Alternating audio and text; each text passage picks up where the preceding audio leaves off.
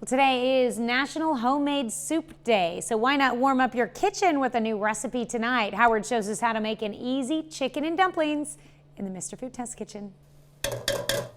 If you like the idea of a dish that has long cooked taste, but you don't have time for all that long cooking, then you're going to go head over heels with the one-pot wonder we're making today. Plus, it's hearty, comforting, and very budget friendly. Here we're sauteing some celery and carrots. Sauteing them brings out their natural sugar, which will add so much flavor. To that, we add a generous amount of chicken broth,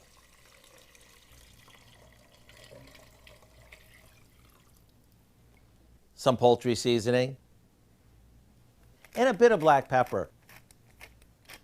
And we bring the whole thing to a boil. Here we have some biscuit baking mix combined with some milk to create a soft dough. We'll cut this into strips, and these will be our dumplings. Now we add them to our boiling soup, cover it, and let it simmer. Once they're cooked through, we stir in some cooked cut up chicken, and it's time to ring the dinner bell.